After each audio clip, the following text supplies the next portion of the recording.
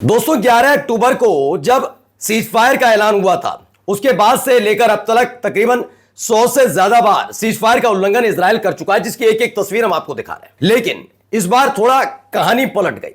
कहानी इस बात को लेकर पलट गई कि हमास और आईडीएफ यानी इजराइल की सेना के बीच गजा में झड़प हो गई, जिसमें हर बार की तरह आईडीएफ के 2 सैनिकों की मौत हो गई। यह मौत तो हुई गजा में।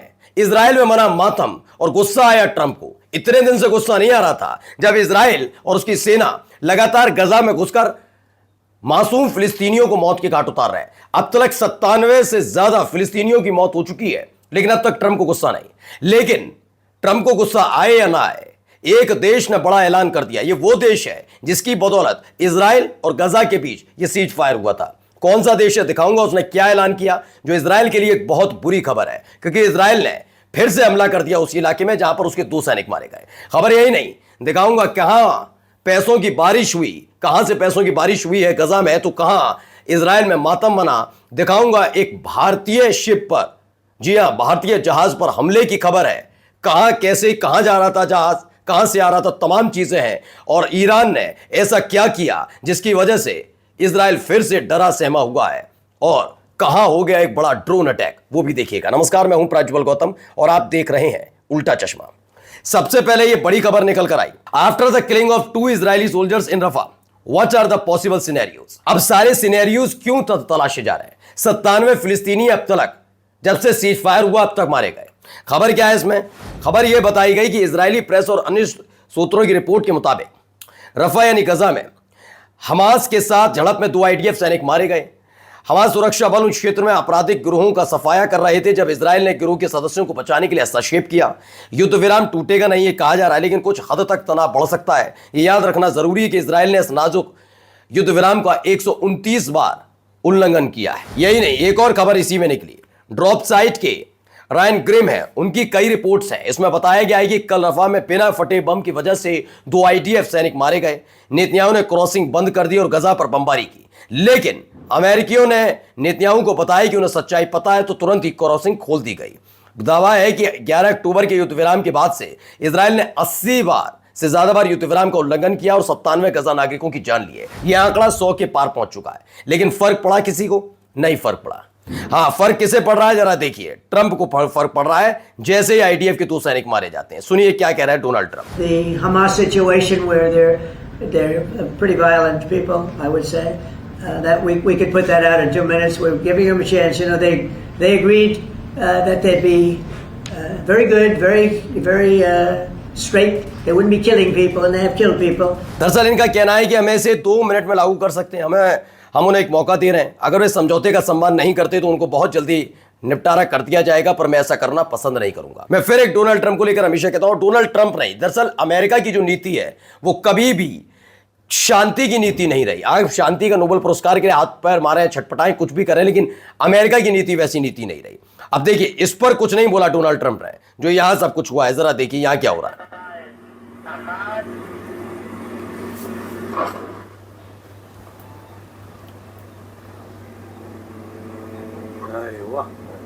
तो ये कहां हमला हुआ है?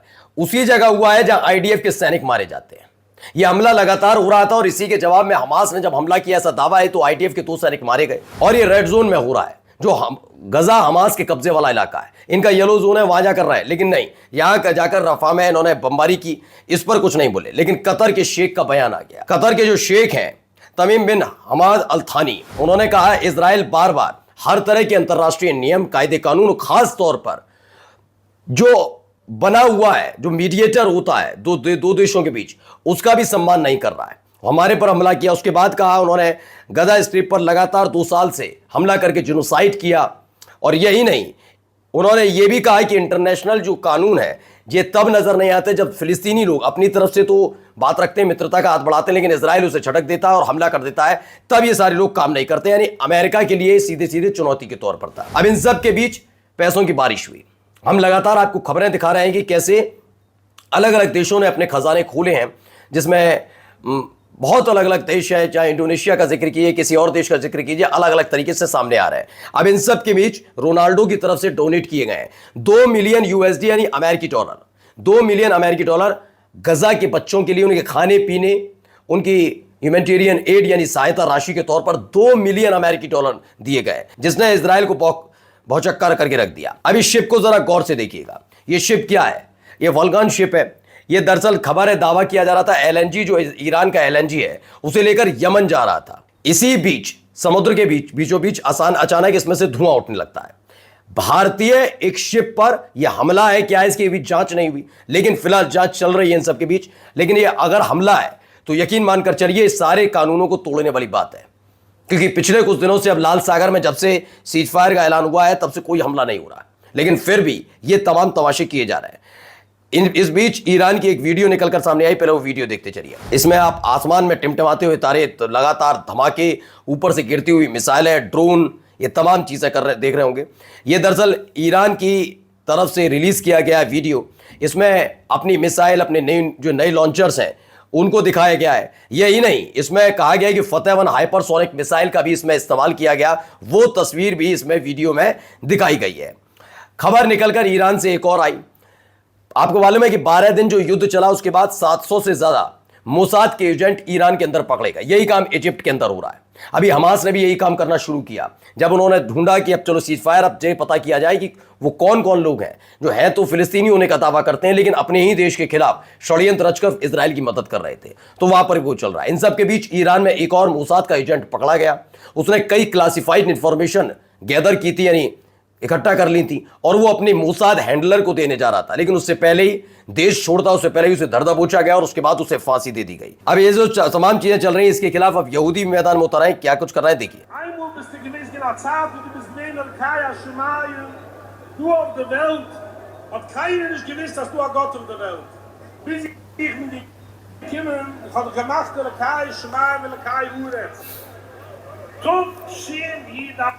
ये सब यहूदी हैं, लेकिन ये इजराइल और इजराइल की आर्मी के खिलाफ प्रदर्शन हो रहा है। दरअसल न्यूयॉर्क में हजारों की तादाद में यहूदी इकट्ठा होते हैं और उन्होंने जो जेनोसाइड किया गया, गजा में हमला हो रहा है और सीज फायर के बाद भी जो किया जा रहा है, उसके विरोध में न्यूयॉर्क में सड़क पर उतरते हैं। वही न्यूयॉर्क जहां पर आना जाना बड़ा आसान है अब तक नेतन्याहू का, क्योंकि न्यूयॉर्क में मंदानी साहब ने पहले ही ऐलान कर दिया, जिस दिन शपथ लूंगा, और उसके अगले ही पल मुझे जानकारी मिल गई कि नेतन्याहू न्यूयॉर्क में है, तो चाहे ट्रंप आ जाए या कोई, उन्हें बचा नहीं पाएंगे। वो आईसीसी के उस वारंट का सम्मान करेंगे, गिरफ्तार करेंगे। उसी न्यूयॉर्क में सड़क पर उतरती है जनता क्या यहूदी खासकर उतरते हैं और विरोध प्रदर्शन इजराइल के खिलाफ। तो यहूदियों को मैं इसलिए कहता हूं, आप पहले समझिए कौन, इजराइल अलग है और इजराइल में रहने वाले भी यहूदी हैं, लेकिन अलग अलग देशों में बसे हुए यहूदी कैसे इजराइल का विरोध कर रहे हैं, इजरायलियों का विरोध कर रहे हैं। एक परेशानी तो यहां से भी बड़ी है। कनाडा के पीएम है, उन्होंने एक बड़ा ऐलान कर दिया। उन्होंने कहा है हम अंतर्राष्ट्रीय जो अपराधी है नेतन्याहू गिरफ्तार करेंगे अगर वो कनाडा आते हैं। यही नहीं, अंतर्राष्ट्रीय आपराधिक न्यायालय यानी कि आईसीसी, इंटरनेशनल क्रिमिनल कोर्ट के आदेश को हम लागू करेंगे और पहली फुर्सत में गिरफ्तार कर लेंगे। ये भी एक बड़ी बात है, क्योंकि अमेरिका से सटा हुआ है कनाडा। कहा जाता है कि कनाडा कभी भी अमेरिका के खिलाफ कुछ बोल नहीं पाया आज तक, लेकिन जब से टैरिफ चिल्लाना शुरू किया ट्रंप ने, उसके बाद पहली दफा जब कनाडा ने सीधे सीधे आंखें अमेरिका को भी दिखा दी।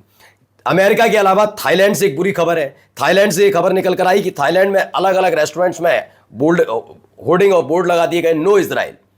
नो इजराइल मतलब कि इजराइल पूरी तरह से बैन किया जा रहा है, जबकि थाईलैंड पूरी दुनिया में अगर देखा जाए तो चुनिंदा जो टूरिस्ट कंट्रीज है उनमें से एक माना जाता है। अब वहां पर इजरायलियों का जाना पूरी तरह से बैन कर दिया गया है। इससे बुरी खबरें एक और निकल कर आई, क्योंकि हमने आपको दिखाया कि जब कोई कार्रवाई हुई, जब यूएन में प्रस्ताव आ रहा था, वोटिंग हुई, फिलिस्तीन में मान्यता मिली, गजा के साथ सीज फायर हो, जब होती थी तो बेन गुवेर जो कट्टरपंथी नेता है वो कहीं और नहीं अल-अक्सा मस्जिद जाते थे और उसे नापाक करने की कोशिश करते थे। लेकिन क्या ये एक्टिविटीज हमास ने इजरायलियों के साथ की, इजरायली सैनिकों के साथ नहीं। खबर क्या है कि इजराइल के सैनिक हैं जो अभी हाल ही में हमास के कब्जे से छूटकर इजराइल पहुंचे हैं, उन्होंने बताया कि हमास ने हमें पूरे हमारे ही आस्था के हिसाब से, हमारे धर्म के मुताबिक पूजा करने, ईश्वर को याद करने की आजादी दे रखी थी। मैं बिल्कुल कहता हूं दो देशों के बीच विवाद जमीन का हो सकता है, तमाम चीजें, लेकिन धर्म के साथ खिलवाड़ करने की इजाजत किसी को नहीं मिलनी चाहिए। हमने तो यह भी दिखाया, गजा में बना हुआ इकलौता एक चर्च, उस पर हमला कर दिया था, जिस पर कई ईसाई लोग भी नाराज हुए थे। अब यह एक तस्वीर है, ऐतिहासिक तस्वीर इसे इसलिए मानता हूं क्योंकि काफी चीज बदली थी मिडिल ईस्ट में। सीरिया में बशर अल असद की सरकार जो ईरान और रूस के समर्थक मानी जाती थी, तब तक ये अल जुलानी जो है और इनका जो संगठन है एचटीएस, अल जुलानी आतंकवादी थे और एचटीएस आतंकवादी संगठन अमेरिका के मुताबिक इनाम रखा हुआ था। लेकिन जब बशर अल असद की सरकार का तख्ता पलट किया, जो ईरान और रूस समर्थित है, अमेरिका इस पर खुश हुआ और अल जुलानी को इन्होंने कह दिया ये तो भाई पाप का धुला आदमी है, ये बहुत बढ़िया आदमी। थोड़े दिन तक तो अल जुलानी रहे, लेकिन इन सब के बीच अल जुलानी अमेरिका के साथ रहे, अमेरिका परस। लेकिन जब सीरिया ने लगातार हमला किया, सीरिया पर हमला किया इसराइल ने जमीन कब्जाने के लिए, तो वहां के लोगों में गुस्सा फूट पड़ा इसराइल के खिलाफ। अब ये समझ गए कि अगर अमेरिका के साथ रहे तो इसराइल हमला करने से पीछे नहीं हटेगा और उनके देश की जनता नाराज होगी, जिसकी वजह से तख्ता पलट फिर हो सकता है। अब एक नए समीकरण बन रहा है लगातार। अभी पहले भी 6-7 दिन पहले भी अल जुलानी ने मुलाकात की थी, एक और मुलाकात की तस्वीर निकल कर आई। ये पुतिन और अल जुलानी के बीच की मुलाकात है, यानी रूस के साथ फिर से सीरिया के संबंध वैसे ही हो रहे हैं जैसे बशर अल असद की सरकार के वक्त थे। अब एक धमाके की भी खबर आई है, ये वाला वीडियो देखिए, ये देखिए आग आपको नजर आ रही होगी।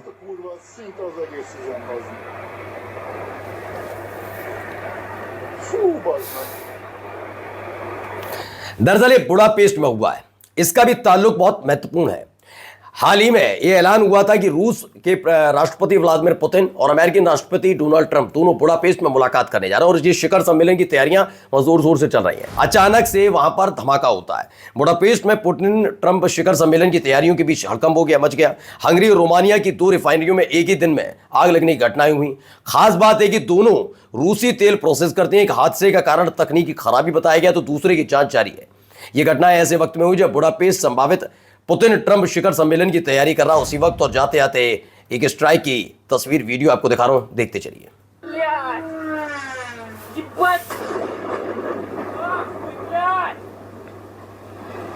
यह तस्वीर यूक्रेन से निकलकर सामने आई। यूक्रेन के सूमी में रूसी शाहिद ड्रोन ने गैस स्टेशन को इस तरह निशाना बनाया। शाहिद ड्रोन ईरान का सबसे घातक ड्रोन कहा जाता है। इसके लिए तो यह भी कहा जाता है ये आसमान में उड़ता हुआ ताबूत है, जहां गिर जा वहां तबाही तबाही। इससे पहले भी यूक्रेन पर तकरीबन 2 साल पहले जो हमला हुआ था, उसकी पूरी राजधानी को बर्बाद किया था, उसमें भी ईरान के इसी शाहिद ड्रोन का इस्तेमाल रूस ने किया था। एक बार फिर से दाग दिया वही शाहिद ड्रोन। नमस्कार।